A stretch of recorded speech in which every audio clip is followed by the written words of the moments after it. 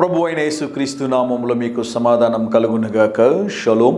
Christmas దినాల్లో ఉంటూ ఉన్నాం. లూకాసు సువార్త 1వ అధ్యాయం 30వ వచనము. భయపడకము, దేవుని వలన నీవు కృప పొందితివి.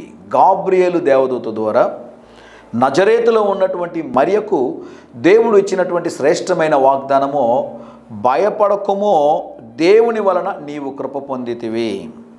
ప్రభు నీకు తోడై ఉన్నాడని చెప్పాను. గమనించండి, ఈరోజు దేవుడు 2 మాటలు మీకు జ్ఞాపకం చేస్తున్నాడు. ఒకటి, భయపడకుము, దేవుడు నీకు తోడై ఉన్నాడు. ఈ రీసెంట్గా ఒక ఆయన నన్ను కలిశారు. ఆయన జీవితంలో చేసినటువంటి కొన్ని తప్పుల ద్వారా కుటుంబాన్ని విడిచిపెట్టి వెళ్ళిపోయాడు. కుటుంబాన్ని విడిచిపెట్టి వెళ్ళిపోయారు పాపం. అయితే ఆ భార్య ఆ కుటుంబ బాధ్యతని తన భుజాల మీద వేసుకొని చాలా కష్టపడి బిడ్డల్ని చదివించి ఈయన చేసిన అప్పులన్నింటినీ తీర్చి వారి ఇరువురిని కూడా ప్రయోజకులుగా చేసింది. కొద్ది సంవత్సరాల తర్వాత ఆ వ్యక్తి తిరిగి వచ్చాడు. తిరిగి వచ్చిన తర్వాత ఎవరు యాక్సెప్ట్ చేస్తారు చెప్పండి? కుటుంబం యాక్సెప్ట్ చేస్తుందా? సమాజం యాక్సెప్ట్ చేస్తుందా? ఆయన చేసినటువంటి కార్యాలు అటువంటివి. ఆయన నా దగ్గరికి వచ్చినప్పుడు నేను ఆయన కోసం ప్రార్థన చేసి నేను ఒక మాట అన్నాను, దేవుడు నిన్ను క్షమించినంత త్వరగా మనుషులు నిన్ను క్షమించరు.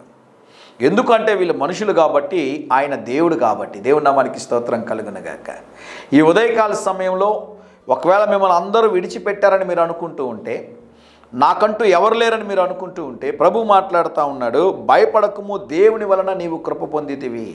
ఆ టైంలో నేను ఆయనకు ఒక మాట చెప్పాను, నీవు దేవుని ఆశీర్వాదాలు కోల్పోయావు, దేవునికి దూరం అయిపోయావు.